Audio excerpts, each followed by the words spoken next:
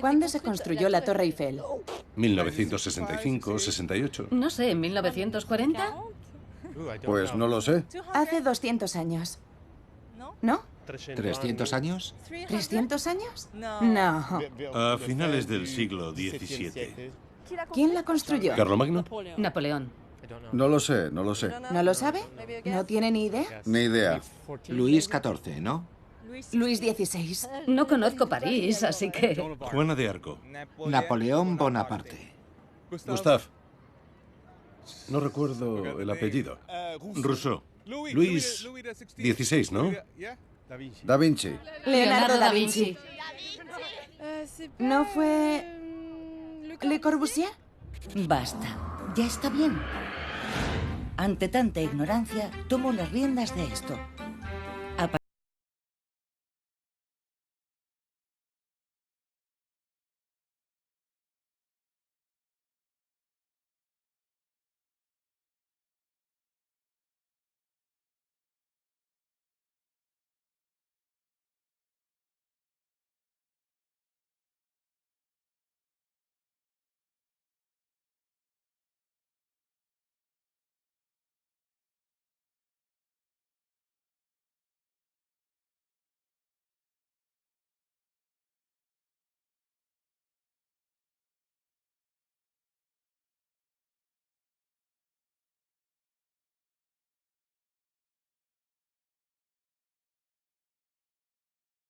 Se preocupen si las imágenes saltan, es normal. Después de todo, este es un documental pirata. ¿Preparados? Pues allá vamos. Ah, París. Y ahí estoy yo. Y ahí. Y ahí también. Yo.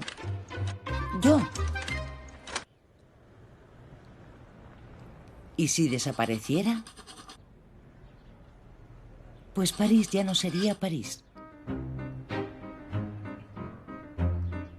En esta ciudad soy irreemplazable. Podrían llevárselo todo salvo a mí. Y ustedes dirán, esta no tiene abuela. No, no se equivoquen. En realidad soy bastante modesta, pero también la estrella de la ciudad más bella del mundo. Y sin embargo no he tenido una vida fácil. Como todas las vidas, la mía ha sido trepidante, llena de imprevistos. No tienen ni idea de la cantidad de veces que he estado a punto de desaparecer. Pero bueno, empecemos por el principio. Vamos a rebobinar.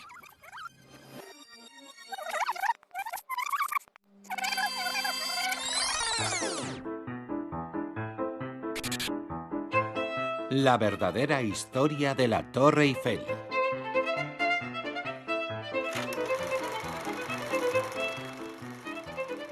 Les presento a mi padre. Hola. Gustave Eiffel era un hombre guapo, pero sobre todo un genio. Siempre me da un poco de cosa cada vez que lo veo.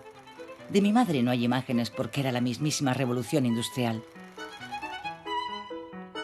Su unión, a finales del siglo XIX, elevará la arquitectura de hierro a un nivel creativo particularmente original.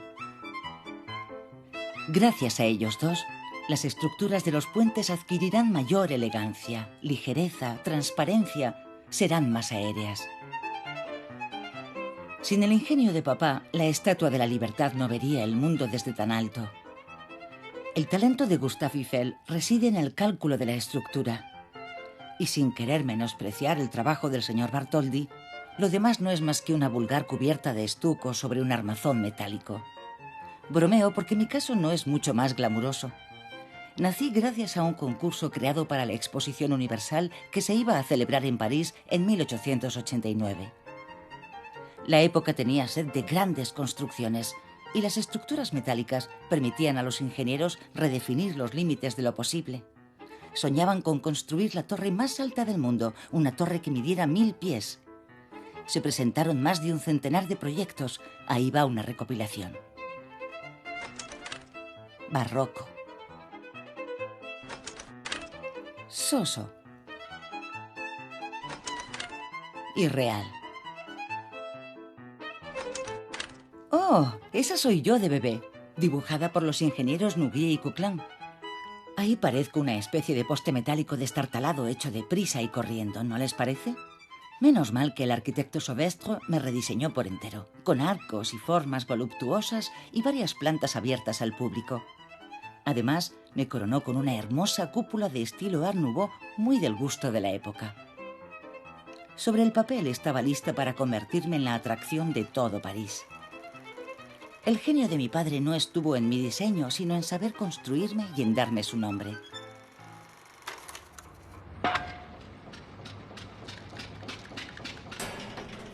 El 28 de enero de 1887, cuando se inicia mi construcción, el campo de Marte no es más que una gran explanada de arena.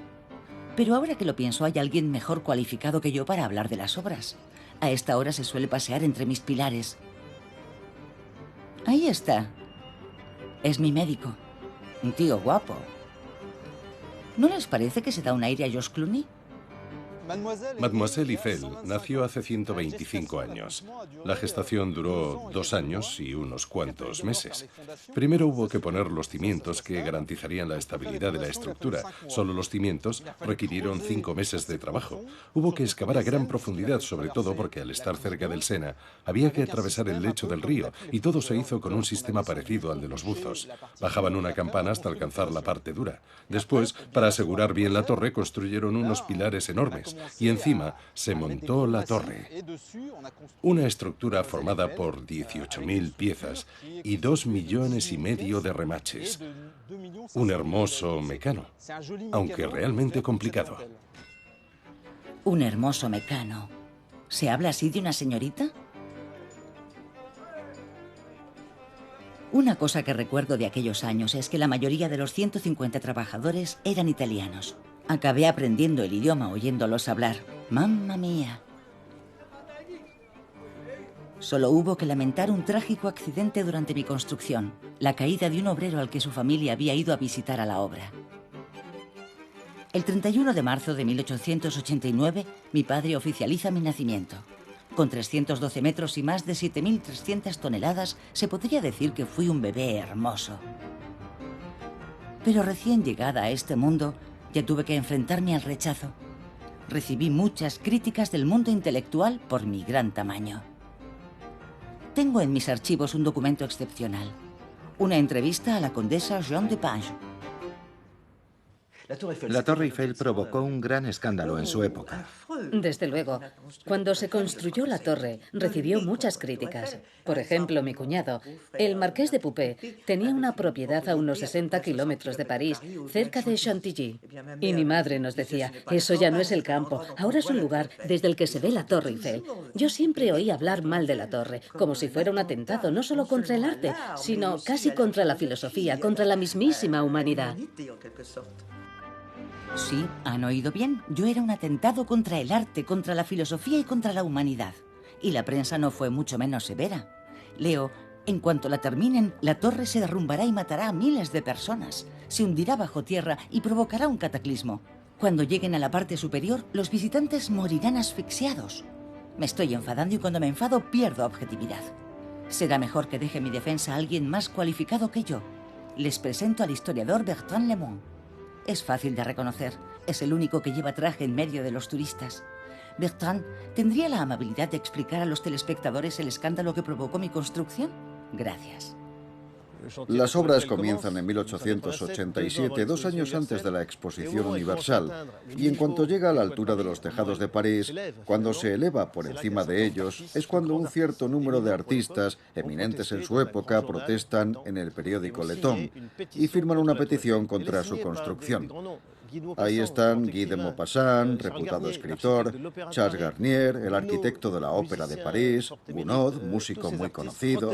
Todos ellos protestan contra lo que consideran una afrenta a París. una especie de pirulí metálico que se va a elevar por encima de todos los edificios de alrededor, una especie de estructura industrial que va a desfigurar la ciudad. Los calificativos que le dedican son bastante agresivos: horrible pilar de hierro, pajarera infundibuliforme. Así es como expresan la rabia que sienten al ver cómo se levanta aquella estructura que va a desnaturalizar París. Sin embargo, el ministro de la época, comisario de la Exposición Universal, apoyó la obra y dijo: hemos comenzado a construir la torre y la vamos a terminar. La verdad es que no es fácil ser una adelantada a tu tiempo. Hagan memoria. No soy la única a la que le ha pasado algo semejante. Otras estrellas también sufrieron duras críticas. ¿No recuerdan el escándalo que provocó el Centro Pompidou, considerado en su inauguración como un montón de tubos? Y hace menos la pirámide inaugurada por François Mitterrand. Desfiguraba tanto el patio del Louvre que los periodistas la bautizaron como la pirámide de Tontón-Camón. Pero olvidemos las polémicas. Hoy todo el mundo se lanza lleno de admiración a visitar el Louvre y el Beaubourg. Conmigo pasó exactamente lo mismo. Hay que decir que desde lo alto de mis 312 metros, estas son las magníficas vistas que ofrezco a mis visitantes. Magia pura.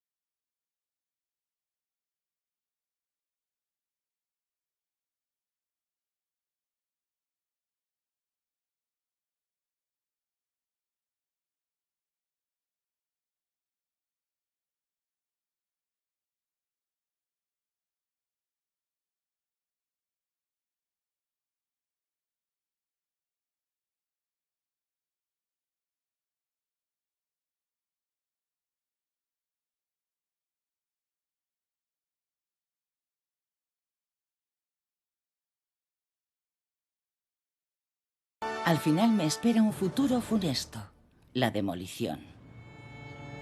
En 1909 debo desaparecer de la orilla del Sena. Me van a desmontar y a vender al peso. Y todo debido a que la estúpida concesión otorgada a mi padre estaba limitada a solo 20 años. Pero como las desgracias nunca vienen solas, en esa época el número de visitantes cae en picado. ¿Se dan cuenta? Estoy a punto de pasar de moda. Y todavía debo hacer frente a otro revés, esta vez por parte de los arquitectos. Con vistas a la Exposición Universal de 1900, diseñan los proyectos de transformación más delirantes que puedan imaginar. Quieren desmontarme y montarme de otra forma para relanzarme como atracción turística. Transformada, travestida, convertida en samovar. Idean todo tipo de cosas, incluso enterrarme bajo una colina. Menos mal que mi padre se negó en redondo y no lo permitió. La exposición es de nuevo un éxito y el público parece haberse olvidado de mí. Estaba acabada. Ya me imaginaba transformada en lingotes en los altos hornos de la Lorraine.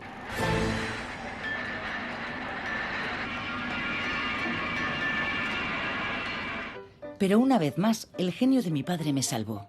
Decidió convertirme en algo más que una curiosidad turística.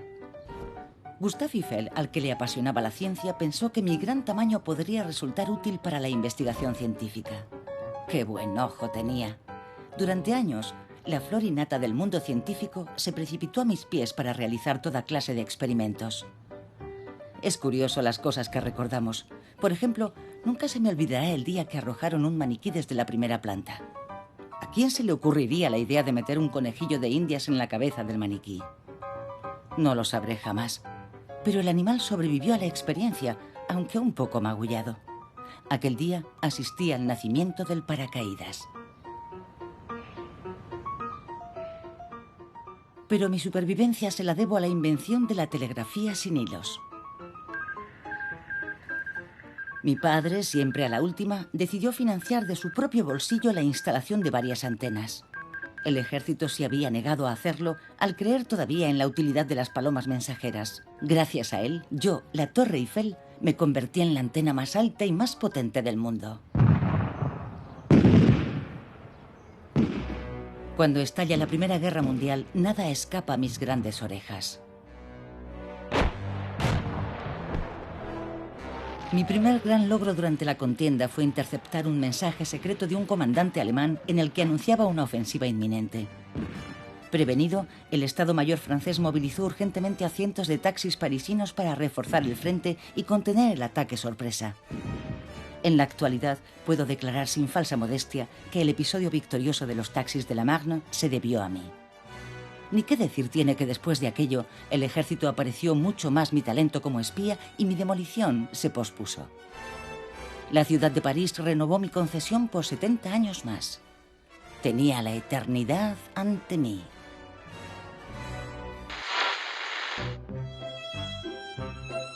Conscientes de que mi gran tamaño era mi mejor activo para difundir las ondas, me dieron un trabajo nuevo. El 6 de febrero de 1922 es una fecha importante. Ese día acojo en la tercera planta la primera estación de radio, a la que llamo Radio Torre Eiffel. Señoras y señores, bienvenidos a la Radio Torre Eiffel. Me habría gustado ponerles algunas grabaciones de la época, pero ha sido imposible. Era la edad de oro de la radio, cuando los oyentes se agolpaban en torno a un receptor para escuchar mis emisiones. Hice feliz a mucha gente durante aquellos años. Y ahora voy a ponerles algo realmente revolucionario. La televisión abandona el laboratorio y comienza con las emisiones de prueba. Con la ayuda de varios repetidores ha emitido no solamente sonidos, sino también imágenes que se han recibido en varias salas diseminadas por París. Sí, la tele es sonido-imagen.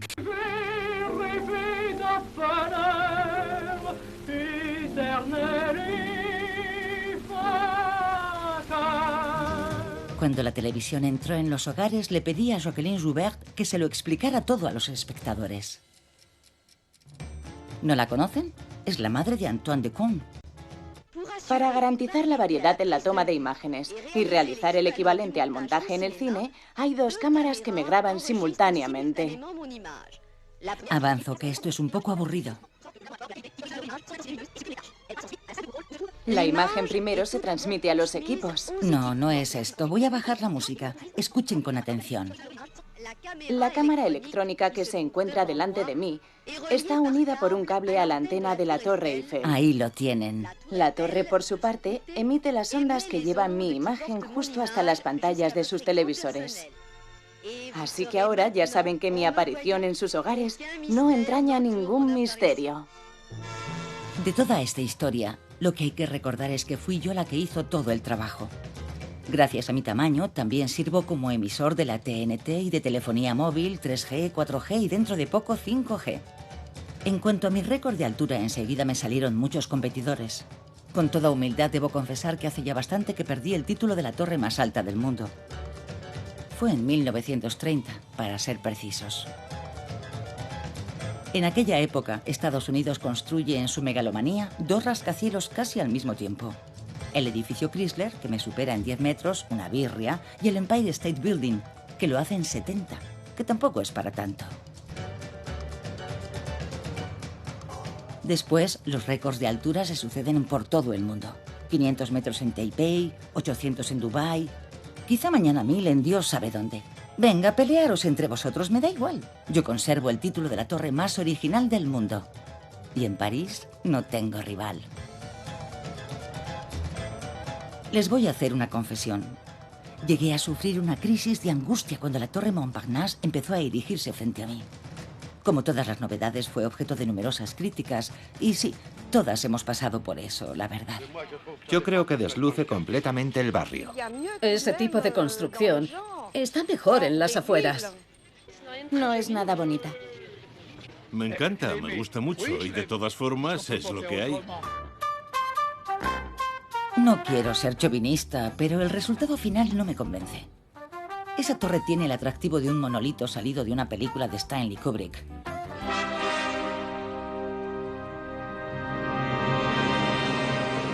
Y desde lo alto de mis 310 metros, la miro por encima del hombro.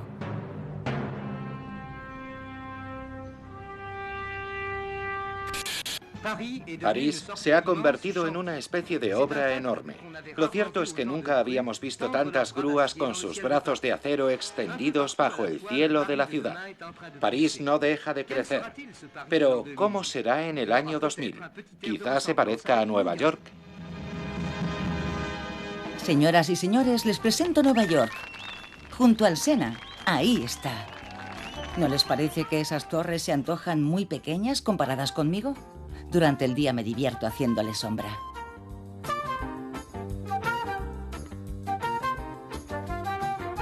En esta carrera de las alturas, la amenaza más seria vendrá probablemente de un rascacielos del barrio de la Défense. Pero no me inquieta lo más mínimo. Entre ese edificio situado en la periferia del Bois de Boulogne y yo, reinando en el centro de París, no hay color. Bromeo. Pero este entusiasmo por el hormigón no lo entiendo, la verdad. Una vieja dama de 83 años salta a los titulares de la crónica parisina. Sus detractores dicen que es muy vieja, que hay que desmontarla y que debería desaparecer para siempre. Sí, se trata de la Torre Eiffel. Mi director de la época se pilló un buen rebote. ¿Quién tiene interés en lanzar semejante campaña? ¿Es que cuenta con apoyo financiero, francés o extranjero? ¿Quién se empeña en inventar que la torre está en mal estado? La intención es poner fin a la concesión, que acaba dentro de 7 años, y ver tranquilamente cómo la desmontan. Los que quieren echarla abajo, ¿qué piensan colocar en su lugar? Otra torre de 300 metros, ¿no? Pero de oficinas, claro. Estaba realmente enfadado, pero sin perder el sentido del humor. Al final me renovaron la concesión hasta finales de los años 70, pero eso no significaba que estuviera fuera de peligro. La Torre Eiffel tiene 92 años y no goza de buena salud. El óxido daña su estructura y no está en buenas condiciones para plantar cara al futuro. París ha decidido someter a la Torre Eiffel a una cura de rejuvenecimiento. Michel Chevalet. Michel Chevalet, el científico de la tele. Me encanta. Él sí que sabe explicar cosas complicadas de la manera más sencilla. Durante medio siglo hemos dejado que en la torre cualquiera haga casi de todo. Como aquí, estamos en el lugar que antes ocupaba un antiguo restaurante. Estas vigas superiores estaban metidas en el tejado del restaurante y nunca nadie ha podido inspeccionarlas ni realizar trabajos de conservación. Tiene razón. Habían permitido hacer de todo entre mis vigas. Estaba carcomida por el óxido. Resultado, parecía más un viejo carguero que una torre símbolo de la revolución industrial.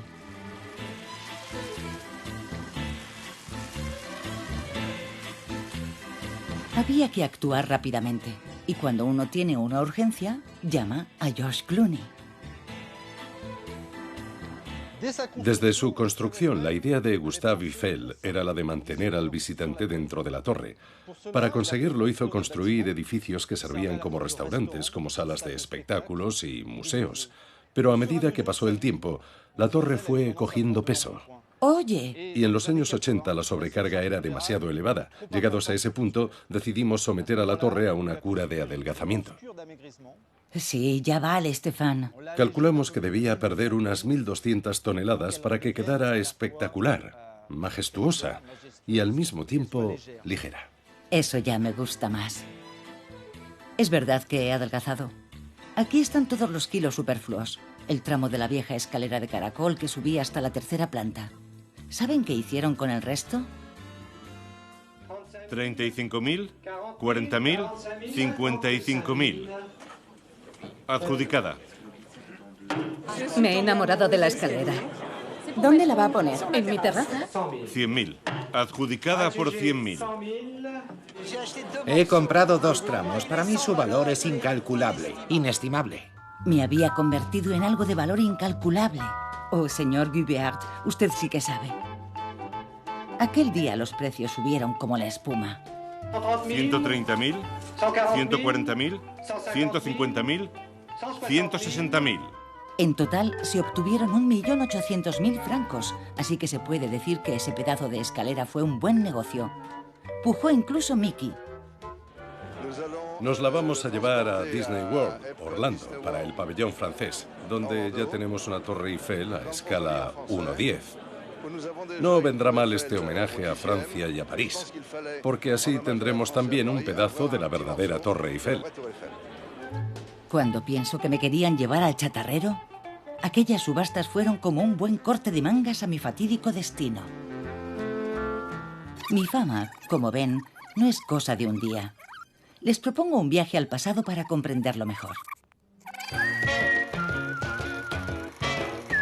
Vale, me parece que me he pasado. Ah, los años 20. Ahí estoy yo. Pero Bertrand, ¿qué haces en blanco y negro?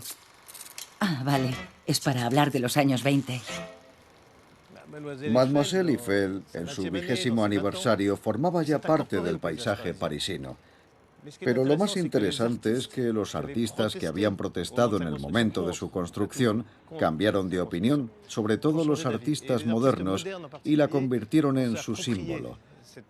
Uno de los primeros en hacerlo fue Guillaume Apollinaire, el poeta, que celebra, por ejemplo, a la Guardiana, o Torre Eiffel, que vela el manto de puntos a sus pies. Perdona que te interrumpa, Bertrand, pero por aquellos años Apollinaire me escribió un caligrama muy bonito. Hola mundo, del que yo soy la lengua elocuente que su boca, oh París, saca y sacará siempre a los alemanes. Bueno, es un poco nacionalista, pero es que el pobre lo escribió justo después de la Primera Guerra Mundial. Venga, Bertrand, prosigue. La imagen de la torre, que era muy industrial al principio, se convierte poco a poco en la imagen misma de la modernidad. Los pintores tradicionales, pero también los pintores cubistas, como Delaunay, por ejemplo, la descomponen y la colorean, quizá acentuando ese carácter abstracto que en cierto modo tiene. Mademoiselle Eiffel no solamente quedó como la reina de París, sino también como una figura de la modernidad que los artistas del siglo XX convierten en un símbolo.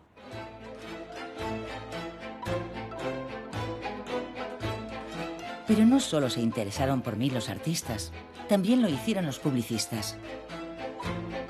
Además de queso camembert de Normandía, he vendido de todo. Pero sobre todo, plumas, perfumes, sierras para metales, piscinas e incluso bol de florín, una tisana que según dicen es buena para el hígado. Ah, recuerdo la Brique, estaba loco. Descendió en bicicleta desde la primera planta.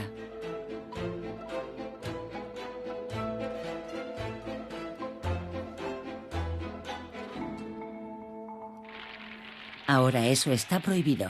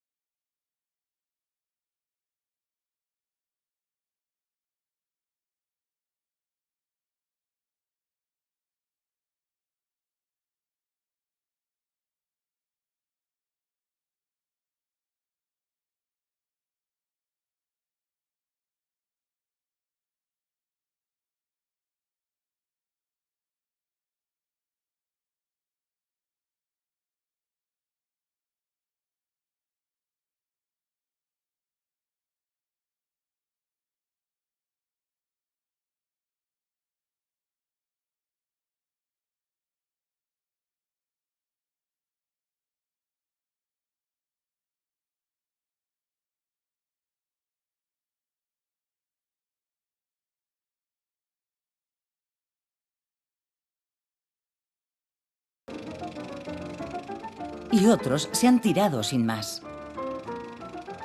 ¡Pum! Desgraciadamente. Oh, pero me desvío del tema. Y sé por qué.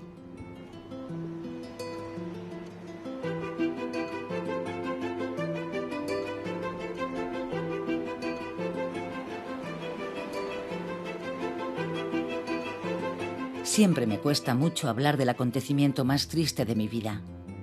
En 1923 mi padre muere a la edad de 89 años. Mi único consuelo es que me vio triunfar. A partir de ese momento, no tengo más remedio que asumir la soledad.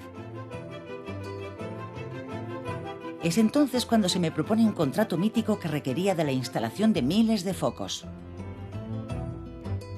En 1925 me convierto en el soporte publicitario luminoso más grande del mundo, con una puesta en escena ideada por el fabricante de coches André Citroën. Durante 10 años llevo 2 vidas paralelas. Símbolo intemporal de día y reluciente emblema con un sublime juego de luces de noche. ¡Qué buenos tiempos! Y me alegro de haberlos disfrutado.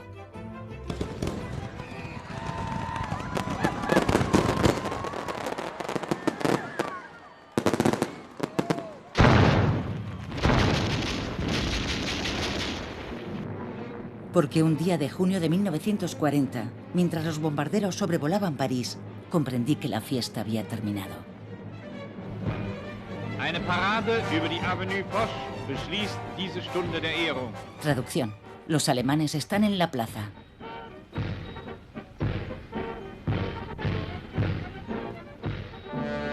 Para muchos parisinos, su presencia es sinónimo de éxodo.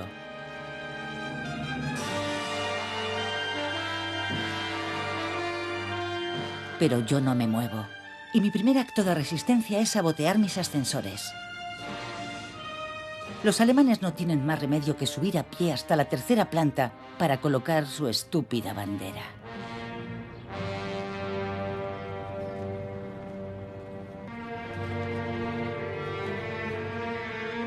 Y cuando el del bigotito llegó para saborear su victoria, tuvo la misma suerte. Subió a pie, como los demás. A partir de entonces me cogió manía, lo sé, y la historia me lo demostró después. Según parece, al final de la guerra, preso de una crisis de demencia, Hitler ordenó que todo volara por los aires, puentes, ciertos monumentos, y yo, la primera. Menos mal que su comandante no le hizo caso, porque si no, ahora no estaría aquí. La lucha ha sido terrible a los mismos pies de la Torre Eiffel, en la Escuela Militar y en la Cámara de los Diputados. A finales de agosto de 1944, soy testigo en primera línea de la liberación de París.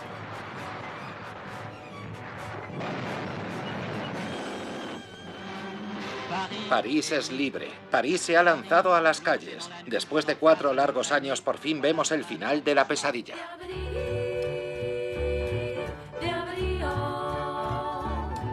Qué alegría vivir toda aquella efervescencia a mi alrededor. Y cuando los americanos quisieron festejar la victoria, ¿saben cómo los acogí? Con mis ascensores. Sí, no hizo falta más que apretar unos tornillos para que volvieran a funcionar. ¿No les parece gracioso?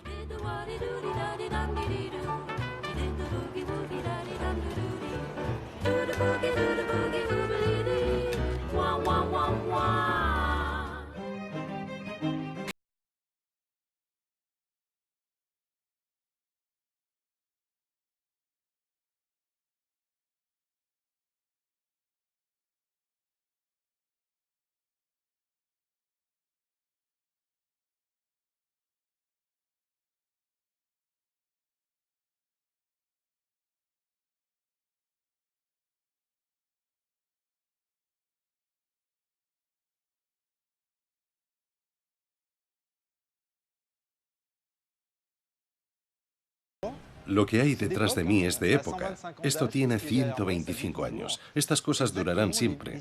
Son los sistemas instalados en la época para subir a los visitantes que venían a ver la torre. Funcionan con agua.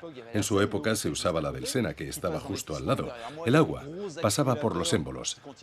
Detrás de mí están los grandes acumuladores que contienen a la vez el agua y el hierro que hace de contrapeso. El agua de los acumuladores servía para mover todo el sistema. Es una máquina que todavía funciona y que no hay razón para cambiar. Claro que no, Stéphane. ¿Por qué la íbamos a cambiar? Además, me recuerda a mi padre. Él fue quien tuvo la idea del agua con sus compañeros Roux y Combalusier.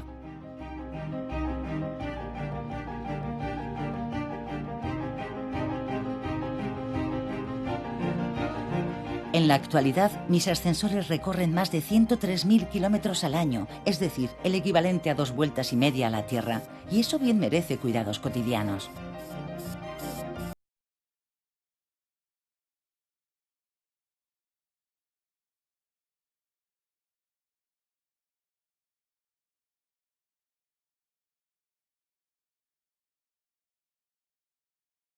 ¿Te vas ya, Stéphane?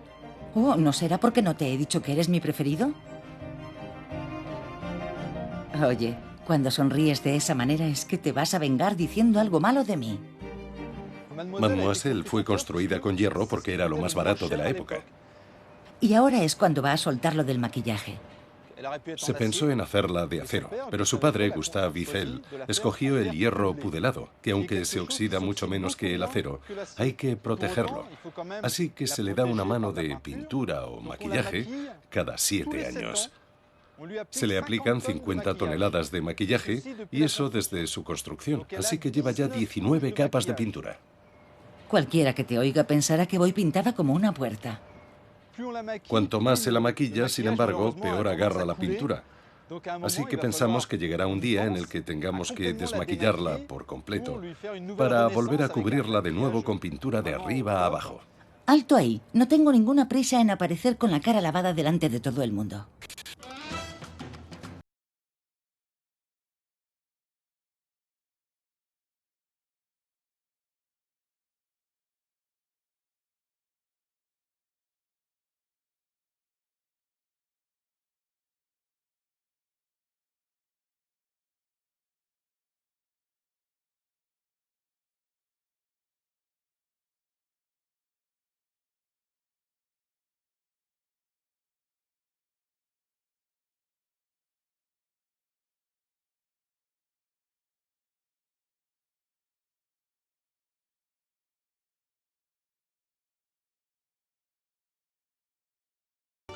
En 2002 recibió el nombre de marrón ocre Torre Eiffel número 42602A.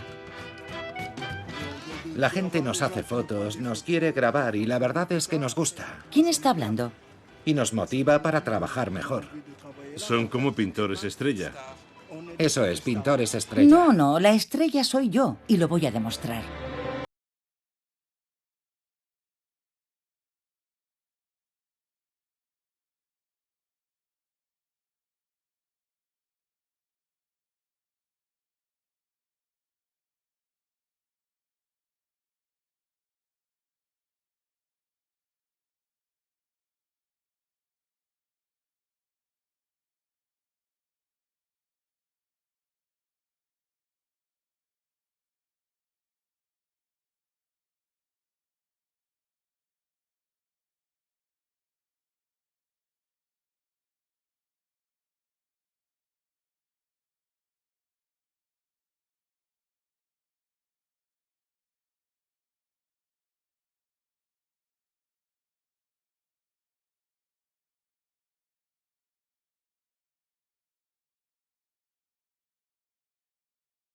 Por la noche, Mademoiselle Eiffel se viste de luces.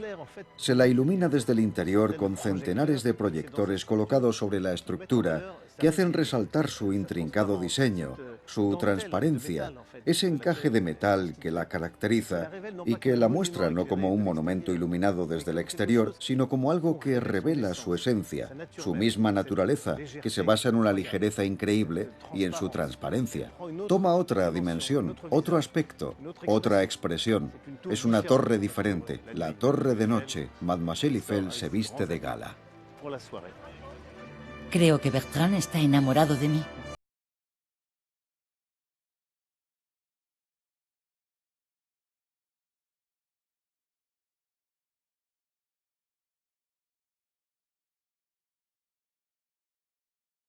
En 5 meses, 25 alpinistas recorrieron mis arcos y escalaron mis cruces de San Andrés para instalar los 20.000 focos luminosos. La noche de fin de año de 1999, mis fans asistieron a un espectáculo inolvidable para celebrar el cambio del milenio. La instalación iba a ser efímera, como lo fui yo durante mis primeros años. Pero se preguntó a la gente, y al final no se desmontó nada, y yo brillo con la luz de 1000 focos. Es más, el sistema se ha perfeccionado, hasta el punto de que basta con pedirme un color, imaginar un motivo, para que yo cree una hermosa coreografía. Rojo China, la noche está que arde. Azul marino, viva Europa.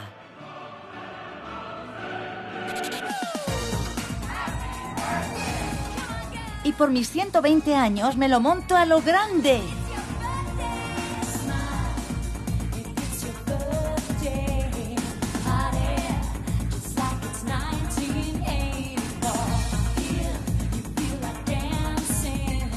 Lo mejor de todo es que conseguí recuperar el faro que mi padre hizo instalar en 1889 en la cúpula.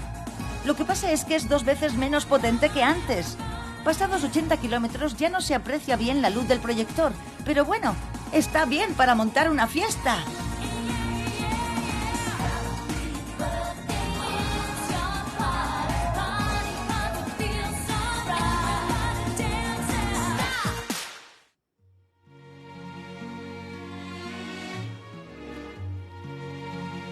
Toda una vida bajo los focos.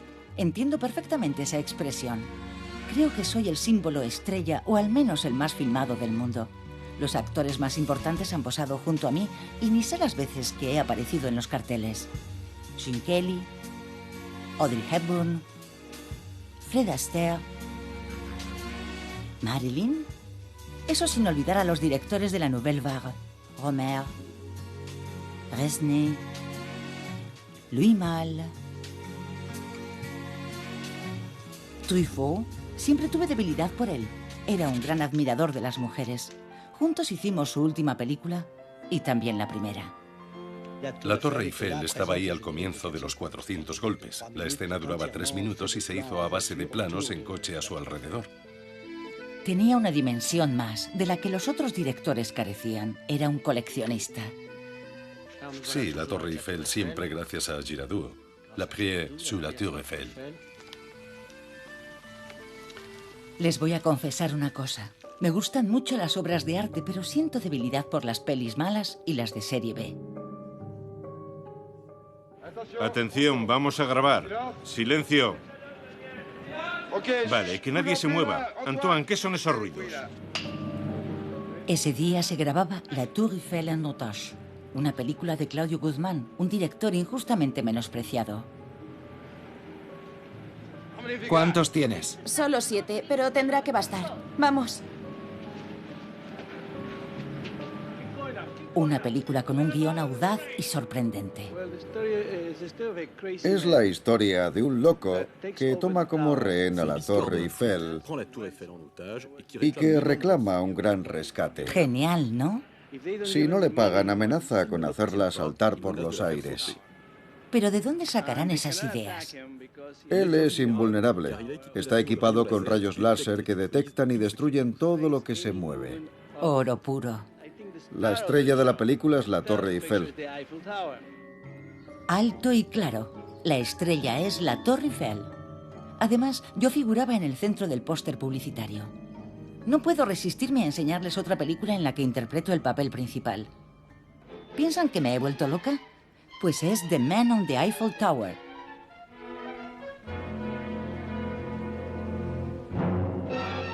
En esta película estoy especialmente bien. Soy la que sostiene el trabajo de los actores.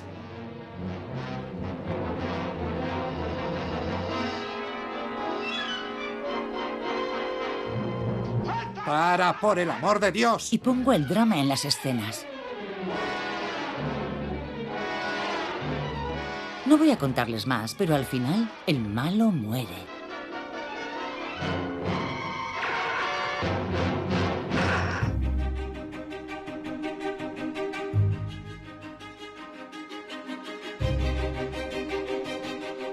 ¿Pero dónde están los espabilados que corté al principio?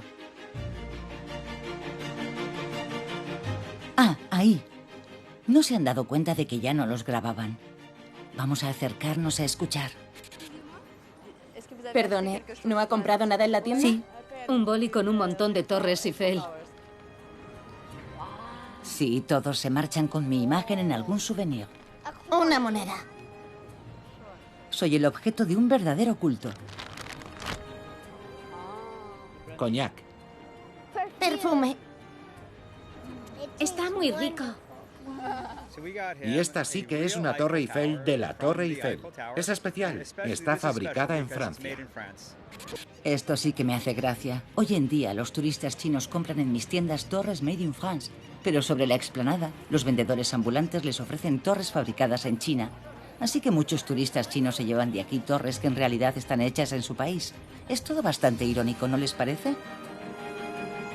El escritor Roland Barthes, uno de mis mayores fans, decía de mí: Primero, se convirtió en símbolo de la ciencia. No. Pero también desde un primer momento fue... No, esto no. No consigo dar con lo que estoy buscando. Bueno, lo diré de memoria. Él decía que yo era un edificio inútil e irreemplazable, pero también un objeto inimitable y reproducido hasta el infinito. Pero lo cierto es que no se equivocaba. Copias mías las hay de todas clases, de todos los tamaños y por todo el mundo. Por ejemplo, reino sobre la Strip de Las Vegas, a 165 metros. No está mal para una imitación. En Rusia el resultado es bastante más modesto, digamos que estoy más delgadita. Pero lo bueno es que allí no hay riesgos de embotellamiento. La gente de los alrededores viene para verla y hacerse fotos con nuestra Torre Eiffel. Esto no es como París, claro. La Torre de Francia seguro que es mejor. Esta es bastante pequeña.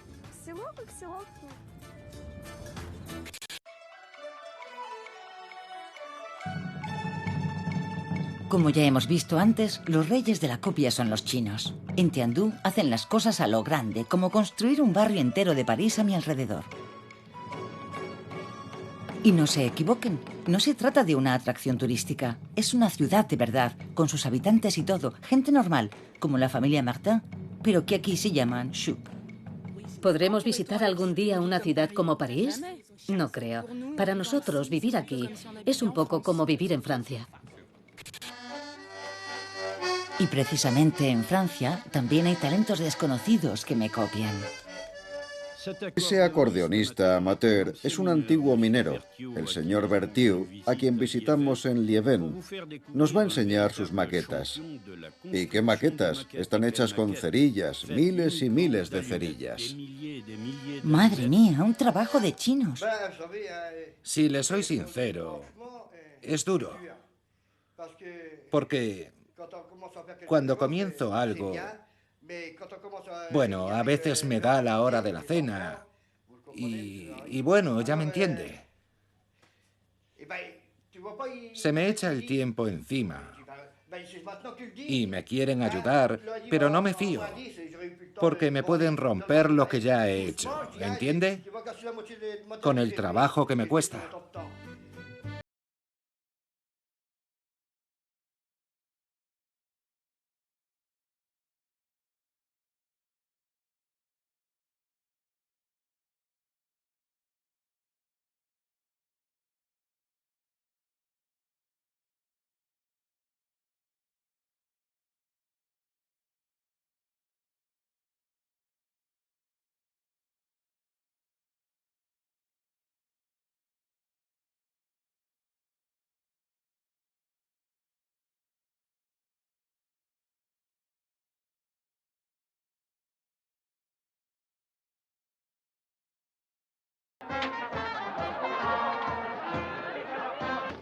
De hecho, he encontrado el archivo de Roland Barthes. La Torre Eiffel es una fiesta. Y eso creo que no admite discusión, ¿no? Todos los turistas que vienen la visitan como si cumpliesen una especie de acto festivo. Y por eso podemos decir que todas las personas que no son de la ciudad y que vienen a París se encuentran un poco en la obligación de cumplir con el rito de ir a ver la Torre Eiffel. Es como un rito de iniciación. Cuando uno por fin ha visitado la Torre Eiffel, ya puede decir que es parisino. Como soy el monumento más visitado del mundo, el mundo está lleno de parisinos. Dentro de poco vamos a recibir al turista 300 millones.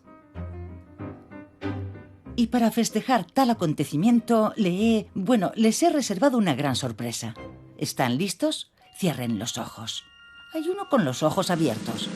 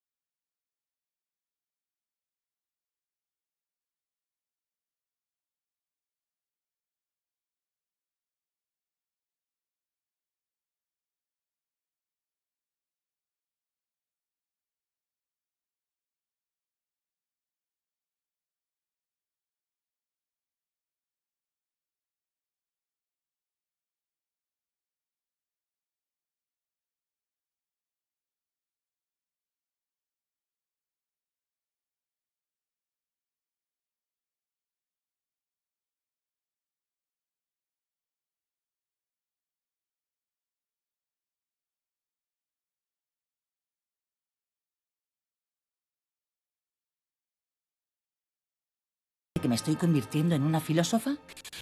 ¿Usted cree que dentro de 1000 años la Torre Eiffel seguirá aquí? Pues Sí. Sí. Sí, claro que sí. yo creo que aguantará mucho. 500 años. No queremos que desaparezca. Estará aquí siempre. Yo moriré, pero ella seguirá ahí. ¿Y mi Bertrand? ¿Qué pensará él? Mademoiselle Eiffel ya ha cumplido los 125 años, pero ¿cuánto tiempo más durará? Mucho. ¿Por qué? Porque bastará con ir cambiando poco a poco sus piezas, las más desgastadas, las que estén defectuosas. Le pondremos otras nuevas y poco a poco la reconstruiremos entera sin llegar a desmontarla del todo, hasta que al final dure para siempre. En el fondo, Mademoiselle Eiffel es inmortal. ¿Lo han oído bien? ¡Soy inmortal! ¡Soy inmortal! ¡Soy inmortal! ¡Inmortal!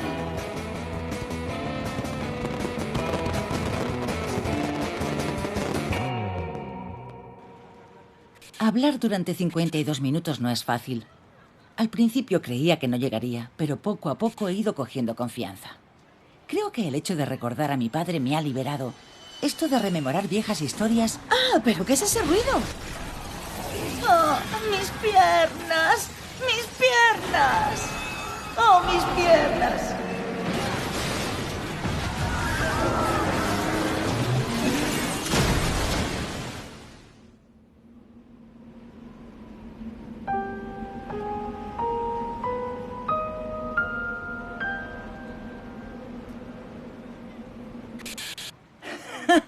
Se lo han creído. ¿Qué pensaban? Si acabo de decirlo, soy inmortal. ¡Soy inmortal!